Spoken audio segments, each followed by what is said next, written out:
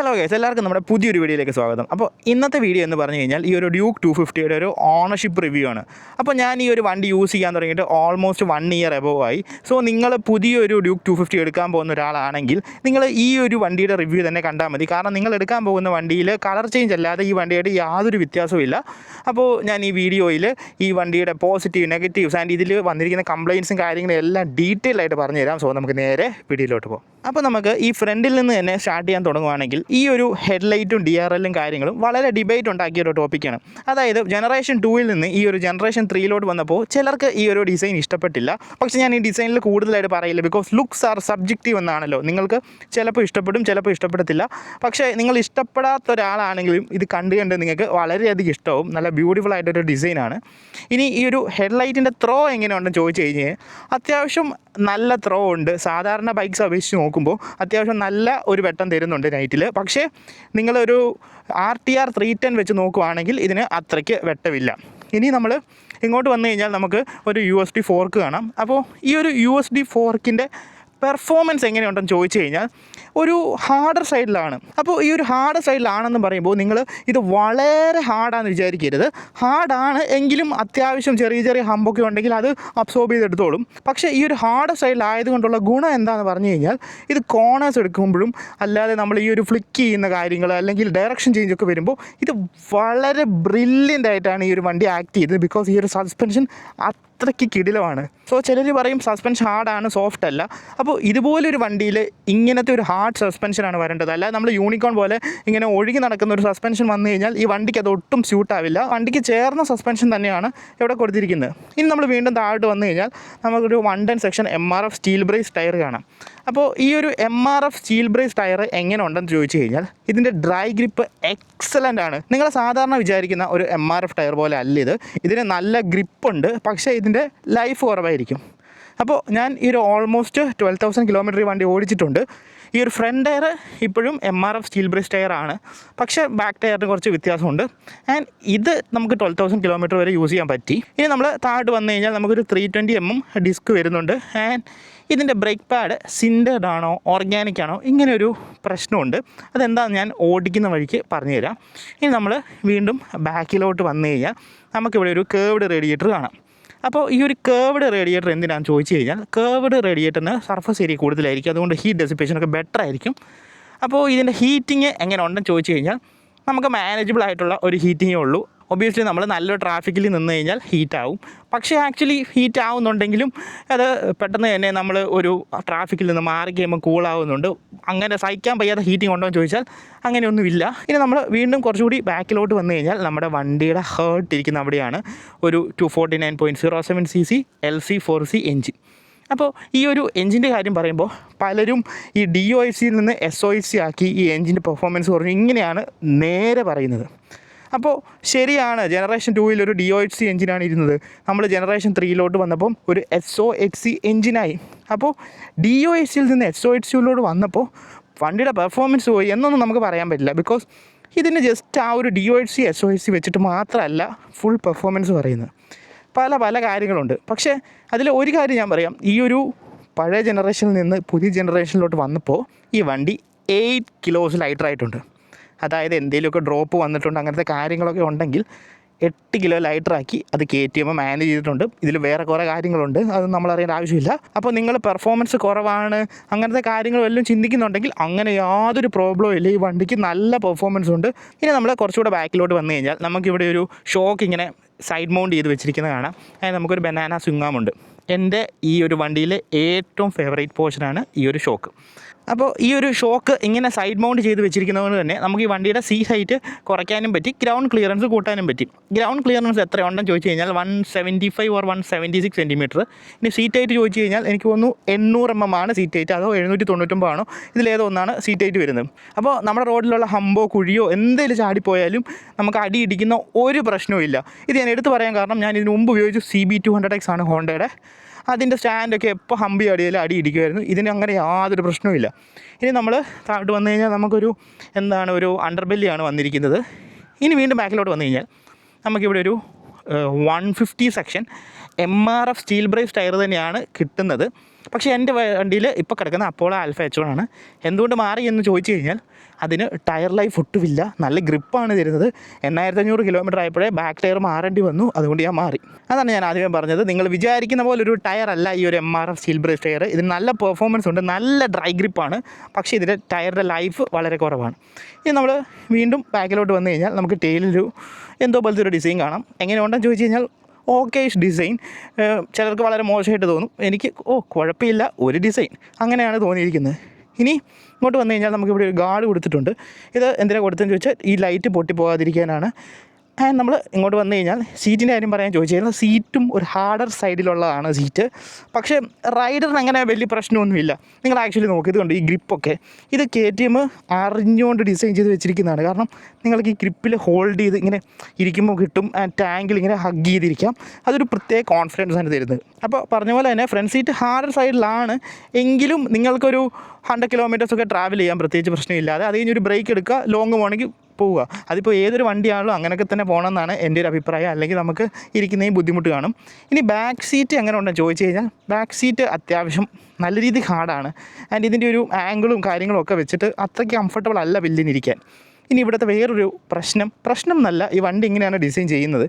അപ്പോൾ ഈ ബാക്ക് സീറ്റിലിരിക്കുന്നവർ വണ്ടിയോട് അത്രയ്ക്കൊരു അറിവില്ലാത്തവർ കാര്യങ്ങളൊക്കെ ആണെങ്കിൽ ഇവരിവിടെ കയറി ഇരുന്ന് കഴിഞ്ഞാൽ ഈ ഒരു ഫുഡ് ബുക്കിലായിരിക്കും ചവിട്ടുന്നത്.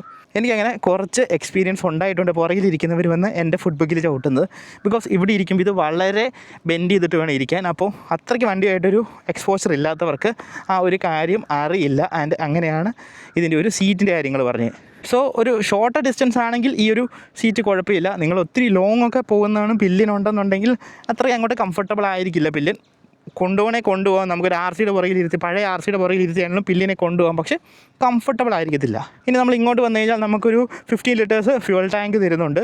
ആൻഡ് അതുപോലെ തന്നെ നമുക്ക് ഡൊമിനാറിൻ്റെ പോലത്തെ ഒരു സെയിം മിറർ വരുന്നുണ്ട്. ഈ മിറർ എങ്ങനെയുണ്ടെന്ന് ചോദിച്ചാൽ എക്സലൻറ്റ് മിറർ, വളരെ എക്സലൻറ്റ് ബിൽഡ് ക്വാളിറ്റി, സ്റ്റേബിൾ എല്ലാം ആണ്. നല്ല വ്യൂയിങ് ആംഗിൾസും തരുന്നുണ്ട്. മിററിൻ്റെ ഭാഗത്തുനിന്ന് എനിക്ക് യാതൊരു കംപ്ലയിൻറ്റും ആക്ച്വലി ഇല്ല. അപ്പോൾ നിങ്ങൾ വിചാരിക്കും ഈ വണ്ടിക്ക് കംപ്ലയിൻറ്റ്സ് ഒന്നും ഇല്ലേന്ന്. അങ്ങനെയല്ല, ഈ വണ്ടിക്ക് കംപ്ലയിൻറ്റ്സും കാര്യങ്ങളും ഒക്കെ ഉണ്ട്. അത് ഞാൻ ആദ്യം ഈ ഒരു വണ്ടിയിൽ കയറിയിരിക്കാം. അപ്പോൾ കയറിയിരിക്കുമ്പോൾ ഇപ്പോൾ ഞാൻ ഓൾറെഡി പറഞ്ഞല്ലോ, ഞാൻ 167 സെൻറ്റിമീറ്ററാണ്, എനിക്ക് കംപ്ലീറ്റ് പ്ലാന്റഡ് ഫുട്ടാണ്. ഇതൊരു പ്രത്യേക കോൺഫിഡൻസ് തരും. ഇനി കംപ്ലയിൻറ്റിൻ്റെ കാര്യം പറയാനാണെങ്കിൽ ആദ്യത്തെ കംപ്ലയിൻറ്റ് എന്ന് പറഞ്ഞു കഴിഞ്ഞാൽ ഈ ഒരു സ്വിച്ച് കണ്ടോ, ഈ ഒരു സ്വിച്ച് ഒന്ന് മഴ നനഞ്ഞു അല്ലെങ്കിൽ ഒന്ന് വെള്ളം വീണ് കഴിഞ്ഞാൽ ഈ ഒരു നാവിഗേഷൻ സ്വിച്ച് ഉണ്ട്, ഇത് ക്ലിക്കാവാതെ വരും. അത് ചില സമയത്ത് മഴ നനഞ്ഞില്ലെങ്കിലും വരും. ഇതുണ്ടോ അതിൻ്റെ പ്രസ്സിങ് ചില സമയത്ത് പ്രശ്നമില്ല, ചില സമയത്ത് പ്രശ്നമുണ്ട്. എനിക്ക് കുറേ പേര് ഇത് തന്നെ റിപ്പോർട്ട് ചെയ്തിട്ടുണ്ട്. ഞാൻ ഓൾറെഡി വാറൻറ്റിയിൽ മാറിയ സ്വിച്ചാണ്. സോ ഈ ഒരു സ്വിച്ച് കണ്ടാൽ വളരെ നല്ല ബിൽഡ് ക്വാളിറ്റിയൊക്കെ ആയിട്ട് തോന്നും, പക്ഷേ ഇങ്ങനെ ഒരു പ്രസ്സാവാൻ പറ്റാത്ത ഒരു പ്രശ്നം ഇടയ്ക്ക് വരാറുണ്ട് മഴ നനയുമ്പോൾ. അതൊരു ഡീൽ ബ്രേക്കർ ആണോ എന്ന് ചോദിച്ചാൽ അല്ല, പക്ഷേ സ്റ്റിൽ എ കംപ്ലയിൻറ്റ്. ഇനി നമുക്ക് ഈ ഒരു TFT സ്ക്രീൻ ഒന്ന് നാവിഗേറ്റ് ചെയ്യാൻ ഇവിടെ റൈഡ് മോഡുണ്ട്, ABS ഉണ്ട്, വണ്ടിയുടെ കാര്യങ്ങൾ നമുക്ക് ബ്ലൂടൂത്ത് കണക്ട് ചെയ്യാം, അങ്ങനത്തെ കാര്യങ്ങളൊക്കെ ഉണ്ട് ഇവിടെ. ആൻഡ് ഓൾസോ ഈ ഒരു സ്ക്രീനിൽ നമുക്ക് 10x10 നാവിഗേഷനും കാര്യങ്ങളൊക്കെ കിട്ടും. ആൻഡ് KTMന് ഈ ഒരു TFT സ്ക്രീനിൽ ഫുൾ മാപ്പ് കാണിക്കുന്ന പോലെ ഒരു സെറ്റപ്പ് ചെയ്യായിരുന്നു, പക്ഷേ സ്റ്റിൽ അവരൊരു 10x10 നാവിഗേഷൻ മാത്രമേ കാണിക്കുന്നുള്ളൂ. നിങ്ങൾ പ്ലേ സ്റ്റോറിലൊക്കെ നോക്കിയാൽ കാണാം, വേറൊരു ആപ്പ് ഉണ്ട്, അതിൽ കുറച്ചുകൂടെ ബെറ്റർ ആയിട്ട് ഗൂഗിൾ മാപ്സ് വെച്ച് 10x10 നാവിഗേഷൻ കിട്ടും. ബട്ട് ചില വണ്ടിയിൽ വർക്കാവും, ചില വണ്ടിയിൽ വർക്കാവില്ല, അങ്ങനത്തെ പ്രശ്നങ്ങളൊക്കെ ഉണ്ട്. ഇനി ഞാനൊരു ഡിസൈൻ ഫ്ലോ കാണിച്ചു തരാം. ഇത് കണ്ടോ ചെയ്ത് വെച്ചിരിക്കുന്നത്, ഇത് വളരെ ഷാർപ്പാണ്. നമ്മൾ ഇത് ബ്രൈറ്റ് ഇടാൻ വേണ്ടി ഇങ്ങനെ വേണം തട്ടി കൊടുക്കാൻ. അപ്പോൾ ചില സമയത്ത് ഇപ്പോൾ അത്യാവശ്യം കുറച്ച് ഈ ഒരു ഷാർപ്നെസ് ഞാൻ തട്ടി ഒന്ന് സ്റ്റേബിളായിട്ടുണ്ട്. പക്ഷേ ആദ്യത്തെ സമയത്തൊക്കെ തട്ടുമ്പോൾ നമുക്കിവിടെ തട്ടി ഇവിടെ മുറിയാനുള്ള ചാൻസ് ചെറുതായിട്ടുണ്ട്. ഇനി വണ്ടിയുടെ ക്യാരക്ടറും ബാക്കി കംപ്ലയിൻറ്റ്സും നമുക്ക് ഓടിച്ചുകൊണ്ട് സംസാരിക്കാം. സോ നിങ്ങൾ ഈ ഒരു വണ്ടിയുടെ ക്യാരക്ടർ എങ്ങനെയാണെന്ന് ചോദിച്ചു കഴിഞ്ഞാൽ ഇപ്പം നമുക്ക് കാണാം നമ്മളൊരു ബിലോ 4000 RPMലാണ്. ഈ ബിലോ 4000 RPMൽ ഇതൊരു നോർമൽ ഒരു 160cc വണ്ടി പോലെ പെർഫോം ചെയ്യത്തുള്ളൂ. ഒരു 4000 RPM നമുക്ക് അത്രയ്ക്ക് ടോർക്കോ പവറോ ഒന്നും ഫീൽ ചെയ്യത്തില്ല. അതായത് ഇതിൻ്റെ ലോവർ ഡൗണിൽ അത്രയ്ക്കൊന്നുമില്ല. പക്ഷേ വൺസ് നമ്മളൊന്ന് കൈ കൊടുത്ത് ഒരു 5000 RPM ഒക്കെ ആയി കഴിയുമ്പോൾ ഇതൊരു പ്രോപ്പർ ഡ്യൂക്കായിട്ട് മാറും. നമുക്ക് ആ ഒരു പവറും ടോർക്കും അവിടെയാണ് അറിയാൻ പറ്റുന്നത്. സോ ഈ ഒരു എൻജിൻ ക്യാരക്ടർ അങ്ങനെയാണ്. ലോവർ ഡൗണിൽ ഇതൊരു പൂച്ചയെ പോലെ ഇരിക്കും. ആൻഡ് ഈ ഒരു 5000 RPM കഴിഞ്ഞ് കഴിഞ്ഞാൽ ഇതൊരു പുലിയായിട്ട് മാറും. സോ അതാണ് ഇതിൻ്റെ പീക്ക് പവറും പീക്ക് ടോർക്കും ഒക്കെ ഇരിക്കുന്നത് കുറച്ച് ഒരു ഹയർ RPMലാണ്. സോ ഈ വണ്ടിയുടെ ക്യാരക്ടർ എന്ന് പറഞ്ഞു കഴിഞ്ഞാൽ നിങ്ങൾക്ക് ശാന്തമായിട്ട് ഓടിച്ചുകൊണ്ട് നടക്കണമെങ്കിൽ ശാന്തമായിട്ട് ഓടിച്ചുകൊണ്ട് നടക്കാം. നിങ്ങൾക്ക് കൈ കൊടുത്ത് ഇത്തിരി കസര നടക്കണമെങ്കിൽ അങ്ങനെയും ഈ വണ്ടി ഓടിക്കാൻ പറ്റും. ഇനി ഇതിൻ്റെ കംപ്ലയിൻസും കാര്യങ്ങളും ഞാൻ ഡീറ്റെയിൽ ആയിട്ട് പറഞ്ഞു തരാം. ഇതിൻ്റെ ഒരു കംപ്ലയിൻറ്റ് ഞാൻ ഇപ്പോൾ കാണിച്ചു തരാം. ഇത് കണ്ടോ, ഇത് ആക്ച്വലി ചെറിയൊരു നമുക്ക് അഡ്ജസ്റ്റ് ചെയ്യാനുള്ള ഒരു സെറ്റപ്പ് ഇതിനുണ്ട്. പക്ഷേ ഇത്ര ആടുന്നത് ഇതിൻ്റെ അഡ്ജസ്റ്റ്മെൻറ്റ് സെറ്റപ്പ് അല്ല. ഇവിടെ ഒരു ലോക്കുണ്ട്. ഈ ലോക്ക് പൊട്ടിപ്പോകുന്നതുകൊണ്ടാണ് ഈ ഇങ്ങനെ സംഭവിക്കുന്നത്. അപ്പോൾ ഈ ലോക്ക് എങ്ങനെ പൊട്ടിപ്പോകുന്നതെന്ന് ചോദിച്ചു കഴിഞ്ഞാൽ ആരെങ്കിലും പിടിച്ച് നമ്മൾ പാർക്ക് ചെയ്യുന്ന സമയത്ത് ഇങ്ങനെ പിടിച്ച് ആട്ടിക്കഴിഞ്ഞാൽ ഇത് പൊട്ടാം. അല്ലാതെ നമുക്ക് ഇനി ചെറിയ ചെറിയ ഹമ്പോ സ്പീഡ് ബ്രേക്കേഴ്സോ ഇങ്ങനത്തെ വല്ലതും ഉണ്ടെങ്കിൽ നമ്മൾ അതിൽ കൂടി ഒന്ന് ചാടി കയറി പോയി കഴിഞ്ഞാൽ കുറേ തവണയാകുമ്പോൾ അപ്പോഴും ഈ ഒരു ലോക്ക് പൊട്ടാം. അങ്ങനെ ഒരു പ്രശ്നം ഈ ഒരു വണ്ടിക്കുണ്ട്. പക്ഷേ ഇതൊന്നും അല്ല ഇതിൻ്റെ മേജർ പ്രോബ്ലം. ഇതിൻ്റെ ഒരു മേജർ പ്രോബ്ലം എന്ന് പറഞ്ഞാൽ ഇതിൻ്റെ ഗിയറിൻ്റെയും ക്വിക്ക് ഷിഫ്റ്ററിൻ്റെയും പ്രശ്നങ്ങളാണ്. അതായത് ഇതിൻ്റെ ക്വിക്ക് ഷിഫ്റ്റർ പലരും കംപ്ലയിൻറ്റ് പറയുന്നുണ്ട്. അതായത് ഈ ഒരു ക്വിക്ക് ഷിഫ്റ്റർ മര്യാദയ്ക്ക് വർക്ക് ചെയ്യുന്നില്ല കാര്യങ്ങളൊക്കെ. അപ്പോൾ അങ്ങനത്തെ കേസ്, അല്ലെങ്കിൽ ഗിയർ നിങ്ങൾക്ക് പ്രോപ്പറായിട്ട് ഇടയ്ക്ക് സെക്കൻഡ് ഗിയറിലോട്ട് പോകുന്നു, അല്ലെ തേർഡ് ഗിയറിൽ നിന്ന് അങ്ങനെ ഷിഫ്റ്റ് ചെയ്യുമ്പോൾ ഇത് ന്യൂട്രലിൽ വീഴുന്നു, അങ്ങനെ ചിലരുടെ വണ്ടി ഓഫായി പോകുന്നു, ഇങ്ങനെ കാര്യങ്ങളൊക്കെ. ഇതിലെ മെജോറിറ്റി പ്രശ്നവും സോൾവ് ആകുന്നത് നിങ്ങൾ ക്വിക്ക് ഷിഫ്റ്റർ ഓഫ് ചെയ്തിടുമ്പോഴാണ്. പക്ഷേ ക്വിക്ക് ഷിഫ്റ്റർ ഓഫ് ചെയ്തിടാനാണെങ്കിൽ നമുക്ക് തോക്ക് നിന്നിട്ട് തോക്ക് ഉപയോഗിക്കരുത് എന്ന് പറയുന്നത് പോലെയാണ്. അപ്പോൾ ഈ ഒരു പ്രശ്നം എങ്ങനെ സോൾവ് ചെയ്യാമെന്ന് ചോദിച്ചു കഴിഞ്ഞാൽ ക്വിക്ക് ഷിഫ്റ്റർ പ്രോപ്പറായിട്ട് ട്യൂൺ ചെയ്ത് കഴിഞ്ഞാൽ ഈ ഒരു ക്വിക്ക് ഷിഫ്റ്ററിൻ്റെ പ്രശ്നമാണെങ്കിൽ അത് മാറ്റാവുന്നതേ ഉള്ളൂ. അത് എങ്ങനെയാണ് ട്യൂൺ ചെയ്യുന്നതെന്ന് ചോദിച്ചു കഴിഞ്ഞാൽ ഈ സർവീസ് സെൻ്ററിൽ ചെല്ലണം. അവർക്ക് ഒരു ഡിവൈസ് ഉണ്ട്. ആ ഒരു ഡിവൈസ് വെച്ചിട്ട് നമ്മൾ ഈ ഒരു ക്വിക്ക് ഷിഫ്റ്ററിനെ ട്രെയിൻ ചെയ്തെടുത്ത് കഴിഞ്ഞാൽ ഈ ഒരു ക്വിക്ക് ഷിഫ്റ്റർ പ്രോപ്പറായിട്ട് വർക്കാവും. അപ്പോൾ നമുക്ക് സ്റ്റോക്ക് വരുന്നതിൽ ഇത് വർക്കാവാത്തൊരു പ്രശ്നം ചിലർക്കുണ്ട്, ചിലർക്കല്ല കുറേ പേർക്കുണ്ട്. അത് ഈ ഒരു വണ്ടിയുടെ ഒരു പ്രശ്നമാണ്. ഇനി എനിക്കുണ്ടായ ഒരു പ്രശ്നം എന്ന് പറഞ്ഞു കഴിഞ്ഞാൽ, ഇത് ഞാൻ വണ്ടി മേടിച്ച് കഴിഞ്ഞ് ഒരു 500 കിലോമീറ്റർ കഴിഞ്ഞപ്പോൾ വന്നൊരു സംഭവമാണ്. എനിക്ക് ക്ലച്ച് ഇങ്ങനെ ലോഡായിട്ട് നിന്നു. അതായത് എനിക്ക് ക്ലച്ച് വലിക്കാനും പറ്റില്ല, അതുകൊണ്ട് ഗിയർ ചേഞ്ച് ചെയ്യാൻ പറ്റില്ല. ഇങ്ങനെ ഞാൻ വഴിയിൽ കിടന്ന് പെട്ടുപോയി. അങ്ങനെ അവസാനം ഞാൻ KTM ഷോറൂമിൽ വിളിച്ചു. അവരെ വിളിച്ചിട്ട് കിട്ടിയില്ല. അത് കഴിഞ്ഞാൽ റോഡ് സേഫ്റ്റി അസിസ്റ്റൻസ് വിളിച്ചു. അവരെ വിളിച്ച് കഴിഞ്ഞപ്പോൾ അവർ എറണാകുളത്തോട്ടാണ് കണക്ട് ചെയ്തത്. ഞാൻ കോട്ടയത്താണുള്ളത്. അതിന് അവർ പറഞ്ഞു എനിക്കൊന്നും ചെയ്യാൻ പറ്റത്തില്ല എന്നുള്ള കാര്യങ്ങളൊക്കെ. അപ്പോൾ അത് ആക്ച്വലി ഒരു മിസ്കമ്മ്യൂണിക്കേഷൻ ആയിരുന്നു. അവർ എറണാകുളത്തോട്ട് കണക്ട് ചെയ്തതാണ്. എൻ്റെ ഭാഗത്തുനിന്ന് വന്ന മിസ്കമ്മ്യൂണിക്കേഷൻ അല്ല, അവരുടെ ഭാഗത്തുനിന്ന് വന്നൊരു കമ്മ്യൂണിക്കേഷൻ എററാണ്. അത് കഴിഞ്ഞ് ഞാൻ വീണ്ടും ഷോറൂമിൽ വിളിച്ചു. അവർ പറഞ്ഞു കോട്ടയത്തോട്ട് വീണ്ടും കണക്ട് ചെയ്ത് തരാൻ പറ. അങ്ങനെ കാര്യങ്ങളൊക്കെ പറഞ്ഞു കഴിഞ്ഞ് എനിക്ക് മറ്റേ ടോൾ ട്രക്ക് വന്നു. എന്നിട്ട് എൻ്റെ വണ്ടി എടുത്തുകൊണ്ട് പോയി കാര്യങ്ങളൊക്കെ. അപ്പോൾ അത് കഴിഞ്ഞിട്ട് അങ്ങനെ സംഭവിക്കാൻ കാരണം, ഈ ഒരു ക്ലച്ച് ലോഡായിരിക്കാൻ കാരണം ഗിയറിലോട്ട് പോകുന്ന എന്തോ ഒരു സംഭവം ഇങ്ങനെ ലൂസായതാണ്. അതുകൊണ്ടാണെന്നാണ് അവർ പറഞ്ഞത്. പക്ഷേ അവരത് ശരിയാക്കി തന്നു കഴിഞ്ഞ് എനിക്കൊരു മിസ്സിങ് ഫീൽ ചെയ്യാൻ തുടങ്ങി. ആൻഡ് ഈ ഒരു മിസ്സിങ് പലർക്കും സംഭവിക്കാറുണ്ട്. ഇങ്ങനെ ക്ലച്ച് ലോഡായിട്ടല്ല, അല്ലാതെ ഇവർക്ക് മിസ്സിങ് സംഭവിക്കാറുണ്ട് പലർക്കും. അവരത് പറഞ്ഞപ്പോഴേ എനിക്കറിയായിരുന്നു, എനിക്ക് തോന്നുന്നതല്ല എന്ന്. എങ്കിലും ഞാൻ വണ്ടി എടുത്തു. എനിക്ക് ഫസ്റ്റ് സർവീസ് ആയിട്ടില്ലായിരുന്നു ആ സമയത്ത്. എന്നിട്ട് ഞാൻ വണ്ടി ഓടിച്ചുകൊണ്ടിരുന്നപ്പോൾ വീണ്ടും മിസ്സിങ് വരാൻ തുടങ്ങി. അങ്ങനെ ഞാൻ ഒരു 60-70 കിലോമീറ്റേഴ്സ് ഓടിച്ച് മിസ്സിങ് കാരണം ഞാൻ വീണ്ടും കൊണ്ടുവന്നു. അവർ ഇച്ചിരി ബഹളം വെച്ച് കഴിഞ്ഞപ്പോൾ അവർ ഈ വണ്ടി നോക്കിയിട്ട് പറഞ്ഞു ഇതിൻ്റെ ECU എറർ ആയതാണ്. അപ്പോൾ നിങ്ങൾ ഈ ഒരു ക്വിക്ക് ഷിഫ്റ്റർ അല്ലെങ്കിൽ ഗിയറിലോ എന്തെങ്കിലും ചേഞ്ചസ് ഇവർ വരുത്തുന്നുണ്ട്. ആൻഡ് അത് വരുത്തി കഴിഞ്ഞ് നിങ്ങൾക്ക് ഇങ്ങനെ ഒരു മിസ്സിങ് സംഭവിക്കുന്നു, ആ ഒരു കേസ് ഉണ്ടെങ്കിൽ നിങ്ങൾ അവരോട് ഈ ഒരു ECU ഒന്ന് റീസെറ്റ് ചെയ്ത് തരാൻ, അല്ലെങ്കിൽ കാര്യങ്ങളൊക്കെ ഒന്ന് ചെയ്തു തരാൻ പറയണം. അപ്പോൾ ഇത് പല സർവീസ് സെൻ്ററുകാർക്കും അറിയത്തില്ല. എനിക്കെന്തോ ഭാഗ്യത്തിന് ഇവിടെയുള്ള സർവീസ് സെൻ്ററുകാർക്ക് അറിയായിരുന്നു. അവരിത് ചെയ്തു തന്നു. അപ്പോൾ അത് നിങ്ങൾ പറയുക. ഇനി പറഞ്ഞാൽ ഇത് ചെയ്തു തരണമെന്നില്ല, കാരണം പലർക്കും അറിയില്ല. എനിക്ക് കുറേ പേര് വീഡിയോസ് റീൽ കണ്ടിട്ടും കമൻറ്റും ഒക്കെ ഇടുന്നുണ്ട്. അവർക്ക് ഇങ്ങനത്തെ മിസ്സിങ് പ്രശ്നമുണ്ട്, എത്ര പറഞ്ഞിട്ട് ചെയ്തു തരുന്നില്ല കാര്യങ്ങളൊക്കെ. എനിക്കതിൽ പ്രത്യേകിച്ച് ഉത്തരവൊന്നും പറയാനില്ല. ആ ഒരു പ്രശ്നമാണ് ഈ വണ്ടിക്ക് കൂടുതലായിട്ട് വരുന്നത്, ഈ ഒരു ഗിയറിങ്ങിൻ്റെ ഒരു പ്രശ്നം. അതായത് ക്വിക്ക് ഷിഫ്റ്ററിൻ്റെ പ്രശ്നം, ഗിയർ ഇടുമ്പോൾ ചിലപ്പോൾ വണ്ടി ഓഫായി പോകുന്നു, ഇങ്ങനെയൊരു പ്രശ്നമാണ്. ആൻഡ് ഇവർ പറയുന്നത് E20 പെട്രോളിൻ്റെ ആണെന്നാണ്. പക്ഷേ E20 പെട്രോളിൻ്റെ അല്ല ആ ഒരു പ്രശ്നം. E20 പെട്രോൾ വേറെ നല്ലതാണെന്ന് ഞാൻ പറയുന്നില്ല. പക്ഷേ E20 പെട്രോൾ കൊണ്ട് ഉണ്ടാകുന്ന അല്ല ആ ഒരു പ്രശ്നം. അത് ഇവരുടെ ECUവിൻ്റെ എന്തോ കാൽക്കുലേഷൻ, അങ്ങനെ എന്തൊക്കെയോ മിസ്റ്റേക്സ് ആണ്. അപ്പോൾ ഈ വണ്ടിയുടെ ഒരു മേജർ പ്രശ്നം എന്ന് പറഞ്ഞു കഴിഞ്ഞാൽ അതാണ്. പിന്നെ ഒരു പ്രശ്നം എന്ന് പറഞ്ഞു കഴിഞ്ഞാൽ ഈ ഒരു ക്ലച്ച് കണ്ടോ, ഇത് നമ്മൾ ഇത്തിരി RPM കയറ്റി ഓടിച്ചു കഴിഞ്ഞാൽ ഇതിങ്ങനെ കിടന്ന് കടകടാന്ന് അടിച്ചുകൊണ്ടിരിക്കും. അപ്പോൾ അതുകൊണ്ടാണ് ഞാൻ കാണിച്ചപ്പോൾ അവർ പറഞ്ഞത് അവർക്കൊന്നും ചെയ്യാൻ പറ്റില്ല, ആ ക്ലച്ചിനെ അഡ്ജസ്റ്റ് ചെയ്ത് കഴിഞ്ഞാൽ ക്ലച്ചിന് പ്ലേ പോവും, അതുകൊണ്ടൊന്നും ചെയ്യാൻ പറ്റത്തില്ല എന്ന് പറഞ്ഞു. ചിലർ ഇതിന് സൊല്യൂഷനായിട്ട് പറയുന്നുണ്ട് 390യുടെ അഡ്ജസ്റ്റബിൾ ക്ലച്ച് എടുത്ത് വെച്ചാൽ ഈ ഒരു പ്രശ്നം മാറുമെന്ന്. അതിപ്പോൾ ഞാൻ കാണിക്കാൻ പറ്റുമെന്ന് അറിയില്ല. ചില സമയത്ത് കണ്ടോ കടന്ന് വിറയ്ക്കുന്നത് കണ്ടോ. സോ അങ്ങനെ വിറയ്ക്കാതിരിക്കണമെങ്കിൽ ഒന്നെങ്കിൽ നിങ്ങളിങ്ങനെ വിരൽ വെക്കണം, ഇല്ലെങ്കിൽ നിങ്ങൾ 390യുടെ അഡ്ജസ്റ്റബിൾ ക്ലച്ച് മാറി ഇട്ടാൽ മതി. അത് ശരിയാകുമെന്നാണ് എനിക്ക് തോന്നുന്നത്. എനിക്കത് മാറിയിടണം. ആസ് ഓഫ് നോ ഞാൻ മാറിയിട്ടില്ല. അപ്പോൾ ഇതൊക്കെയാണ് ഇതിന് വന്ന മേജർ പ്രശ്നങ്ങൾ. പക്ഷേ ഈ ഒരു പ്രശ്നങ്ങളിൽ ഗിയറിൻ്റെ മാത്രമേ ഉള്ളൂ വലുതായിട്ടൊരു പ്രശ്നമായിട്ട് എനിക്ക് ഫീൽ ചെയ്യുന്നുള്ളൂ. ചിലർ ഭയങ്കരമായിട്ട് ബുദ്ധിമുട്ടുന്നുണ്ട്. അത് ആക്ച്വലി സോൾവ് ചെയ്യാവുന്നതേ ഉള്ളൂ. പക്ഷേ ഈ ഒരു സർവീസ് സെൻ്ററുകാർക്ക് അതിനുള്ള എക്സ്പീരിയൻസ് ഇല്ല, അത് തന്നെ പറയണം. സർവീസ് സെൻ്ററുകാർക്ക് അതിനുള്ള ഒരു എക്സ്പീരിയൻസ് ഇല്ല. ഇനി ഇതിൻ്റെ ഒരു പ്രശ്നം കാര്യങ്ങളും എനിക്കിപ്പോൾ ഇവിടെ നിന്നൊരു ഭാഗത്തുനിന്ന് ഒരു സൗണ്ട് കേൾക്കുന്നുണ്ട്. അത് എന്താണെന്ന് പറഞ്ഞു കഴിഞ്ഞാൽ ഈ ഒരു പോർഷൻ കണ്ടോ, ഈ ഒരു പോർഷൻ ഇടയ്ക്ക് ലൂസാവും. അപ്പം അത് കാരണമാണ്. അപ്പം അത് പോയി ശരിയാക്കാൻ ചോദിച്ചപ്പോഴും അതും ശരിയാക്കാൻ പറ്റത്തില്ല, വേണമെങ്കിൽ ഒരു ഡബിൾ സൈഡ് ഷേപ്പ് വല്ലതും അകത്തോട്ട് കുത്തിക്കയറ്റിക്കോളാനാണ് പറഞ്ഞത്. ആൻഡ് ഈ ഒരു ഇത് കാരണം ഈ ഒരു കീ ചെയിൻ ഇതിൻ്റെ ഇടയിൽ പോകും, സൗണ്ട് ഇങ്ങനെ കൂടും, അങ്ങനെ ഇടയ്ക്ക് സംഭവിക്കും. അപ്പോൾ ഇങ്ങനെ ചെറിയ ചെറിയ ബിൽഡ് ക്വാളിറ്റിക്ക് പ്രശ്നങ്ങളുണ്ട്. ഇനി നിങ്ങൾ വളരെ സ്മൂത്തായിട്ടുള്ള ഒരു വണ്ടിയാണ് എടുക്കാൻ ഉദ്ദേശിക്കുന്നതെങ്കിൽ അപ്പോഴും നിങ്ങൾ ഈ ഒരു ഡ്യൂക്ക് 250 പോകരുത്. ബിക്കോസ് ഇതിന് വൈബ്രേഷൻ ഉണ്ട്, ഇത് അത്രയ്ക്ക് സ്മൂത്ത് അല്ല. അത്യാവശ്യം റിഫൈൻഡ് ആണ് എഞ്ചിൻ, എങ്കിലും വൈബ്രേഷനും കാര്യങ്ങളും അങ്ങനത്തെ എല്ലാം ഉണ്ട്. സോ ആ ഒരു കേസ് എല്ലാം കൺസിഡർ ചെയ്തിട്ട് വേണം ഈ ഒരു ഡ്യൂക്ക് 250 വരാൻ. ഇനി ഒരു ഇമ്പോർട്ടൻ്റ് ആയ കാര്യം, നിങ്ങൾ അത്യാവശ്യം പൊക്കമുള്ള ഒരാളാണ്, നിങ്ങൾ ഈ ഒരു വണ്ടി എടുക്കാൻ ആഗ്രഹിക്കുന്നുണ്ടെങ്കിൽ നിങ്ങൾ ഈ വണ്ടി പോയിട്ട് ടെസ്റ്റ് റൈഡ് ചെയ്ത് നോക്കുക. ടെസ്റ്റ് റൈഡ് ചെയ്യാതെ നിങ്ങൾ ഈ വണ്ടി എടുക്കരുത്. ബിക്കോസ് അത്യാവശ്യം പൊക്കമുള്ളവർക്ക് കയറ്റും വേറൊരു സീറ്റ് തരുന്നുണ്ട്, അത് 820mm ആക്കും സീറ്റ് 8. പക്ഷേ ഇത് അത്യാവശ്യം ഫുഡ് പെക്കൊക്കെ ബാക്കിലോട്ടാണ്, അങ്ങനെ ഇച്ചിരി അഗ്രസീവായിട്ട് ഇരിക്കുന്നതുകൊണ്ട് പൊക്കം കുറഞ്ഞവർക്ക് നിങ്ങൾക്ക് ആപ്റ്റ് ആയിരിക്കും. പക്ഷേ പൊക്കം അത്യാവശ്യം ഉള്ളവരാണെങ്കിൽ നിങ്ങൾ ഇത്തിരി ക്രാമ്പ് ആവാനുള്ള സാധ്യതയുണ്ട്. അതിപ്പോൾ 390യുടെ കേസാണല്ലോ, അങ്ങനെ തന്നെയാണ്. സോ നിങ്ങൾ ഡെഫിനറ്റായിട്ട് ഒരു ടെസ്റ്റ് റൈഡ് അടിച്ചിട്ട് മാത്രമേ ഉള്ളൂ ഒക്കെ ഉള്ളവർ ഇത് എടുക്കാവൂ.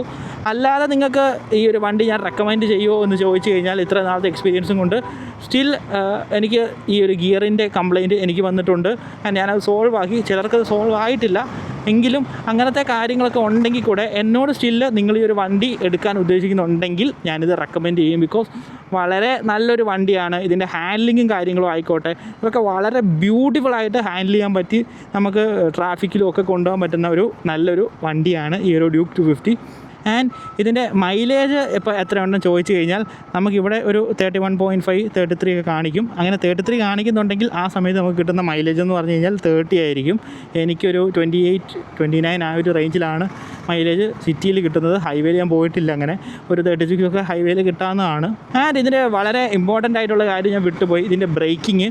അപ്പോൾ ചിലർക്കിത് സ്റ്റോക്ക് കിട്ടുന്നത് സിൻഡേഡ് ബ്രേക്ക് പാഡാണ്, ചിലർക്കിത് കിട്ടുന്ന ഓർഗാനിക് ബ്രേക്ക് പാഡാണ്. എനിക്ക് ഓർഗാനിക് ആയിരുന്നു കിട്ടിയത്. ഈ ഓർഗാനിക്കിനും നല്ല ബ്രേക്കിംഗ് ബൈറ്റ് ഉണ്ട്, പക്ഷേ ഇതൊരു 2000 കിലോമീറ്റർ കഴിയുമ്പോഴേ ഇതിൻ്റെ ബ്രേക്ക് പാഡിൻ്റെ ലൈഫ് അങ്ങ് തീർന്നു. അങ്ങനെ ഒരു പ്രശ്നം ഈ വരുന്ന ഓർഗാനിക്കിനുണ്ട്. ചിലർക്ക് സിൻഡേഡിന് ലൈഫ് കിട്ടുന്നില്ല എന്ന് പറയുന്നുണ്ട്. പക്ഷേ ഞാനിത് മാറി ഒരു 3000 രൂപയ്ക്ക് സിൻഡേഡ് എടുത്തിട്ടു. ആ ബ്രേക്കിലാണ് ഇപ്പോഴും നടക്കുന്നത്. ഇപ്പോൾ യാതൊരു പ്രശ്നവും ഇല്ല. എനിക്ക് ഓൾമോസ്റ്റ് ഞാൻ ആ ഒരു ബ്രേക്ക് മാറിയിട്ടിട്ട് ഇപ്പോൾ ഒരു 8000-9000 കിലോമീറ്ററായി ഈ സിൻഡേഡ് ഓടുന്നുണ്ട്. ആൻഡ് നല്ല ബ്രേക്കിംഗ് ബൈറ്റാണ്, നല്ല ബ്രേക്കിംഗ് ബൈറ്റ്. സോ നിങ്ങൾ ഈ ഒരു പുതിയ വണ്ടി എടുക്കുകയാണെങ്കിൽ ബ്രേക്ക് നോക്കുക. ആ ഒരു പ്രശ്നമുണ്ടെങ്കിൽ നിങ്ങളിത് മാറി സിൻഡേഡിലോട്ട് മാറാൻ ശ്രമിക്കുക.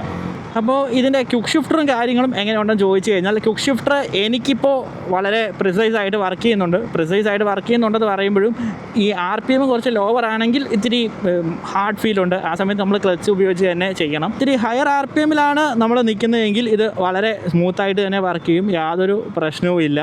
അതായത് ഇപ്പോൾ കാണിച്ചു കഴിഞ്ഞാൽ ഇപ്പോൾ ഇത് കണ്ടോ, ഇത്തിരി സെക്കൻഡ് ഗിയറിലായതുകൊണ്ടാണ് ആ ഒരു ഗ്ലിച്ച് വന്നത്. ആൻഡ് 5000 RPMയിലും ആയിരുന്നു. കുറച്ചുകൂടെ RPM ഹയർ ആണ്. ഒരു തേർഡിൽ നിന്ന് ക്വിക്ക് ഷിഫ്റ്റർ യൂസ് ചെയ്യാൻ തുടങ്ങിയെങ്കിൽ വളരെ നന്നായിട്ട് ഇത് വർക്കാവും. പക്ഷേ ലോവർ ഗിയറിലും ലോവർ RPMയിലും ഒക്കെ ആകുമ്പോൾ കുറച്ച് ബുദ്ധിമുട്ടാണ് ഈ ഒരു ക്വിക്ക് ഷിഫ്റ്റർ വർക്ക് ചെയ്യില്ല എന്നല്ല പറയുന്നത്, നമുക്ക് ആ ഒരു ക്ലങ്കിനെസ് അത് ഫീൽ ചെയ്യും. പക്ഷെ നമുക്ക് ട്രാഫിക്കിലൊന്നും പോകാൻ യാതൊരു പ്രശ്നവുമില്ല, വളരെ സീംലെസ് ആയിട്ട് ഈ വണ്ടി കൊണ്ട് പോകാം. ഇതാണ് ഞാൻ ഈ ഒരു വണ്ടിയുടെ ഈ ഒരു ഡിറക്ഷൻ ചേഞ്ചിനും കാര്യങ്ങൾക്കും നമുക്ക് ഇങ്ങനെ കൊണ്ടുപോകാനും ഈ വണ്ടിയുടെ ഡൈനമിക്സും ഈ വണ്ടിയുടെ ഈ ഒരു USB 4ക്കും ഇതെല്ലാം വളരെയധികം ഹെൽപ്പ് ചെയ്യും. നമുക്ക് സുഖമായിട്ട് മിററും നല്ലൊരു വിസിബിലിറ്റി ഉള്ള മിററുമാണ്, നമുക്ക് മിറർ നോക്കിയൊക്കെ പോകാൻ വളരെ വളരെ കംഫർട്ടബിളാണ്. അതായത് ഹാൻഡ്ലിങ് ഈ വണ്ടിയുടെ ടോപ്പ് നോച്ചാണ് ഹാൻഡ്ലിങ്. ഇതിൻ്റെ ഇടയിൽ കൂടെ നമുക്ക് കുത്തിക്കയറ്റാം, പക്ഷെ അതൊരു മര്യാദ അല്ലാത്തതുകൊണ്ടാണ് ഞാൻ കുത്തിക്കയറ്റാതിരിക്കുന്നത്. എനിക്ക് പോകണമെന്ന് വെച്ചാൽ പോകാനേ ഉള്ളൂ, പക്ഷെ ഞാനങ്ങനെ അത്രയ്ക്ക് കുത്തിക്കയറ്റി പോകാറില്ല. ഇയാളെന്ത് കാണിക്കും. പക്ഷേ നിങ്ങൾ അത്യാവശ്യം ഫ്ലിക്ക് ചെയ്തും കാര്യങ്ങളും നമുക്ക് ചെയ്യേണ്ടി വരുമ്പോൾ എല്ലാം ഈ ഒരു വണ്ടി വളരെയധികം നമ്മളെ സപ്പോർട്ട് ചെയ്യും. സോ ഇതൊക്കെയാണ് എനിക്ക് ഇത്രയും നാൾ ഈ ഒരു ഡ്യൂക്ക് 250 യൂസ് ചെയ്തിട്ട് നിങ്ങളോട് പറയാനുള്ളത്. സോ നിങ്ങൾക്ക് ഈ വീഡിയോ ഇഷ്ടപ്പെട്ടെങ്കിൽ ലൈക്ക് ചെയ്യുക, എന്തെങ്കിലും ഡൗട്ട് ഉണ്ടെങ്കിൽ കമൻറ്റ് ബോക്സിൽ കമൻറ്റ് ചെയ്യുക. നമുക്ക് അടുത്ത വീഡിയോയിൽ കാണാം.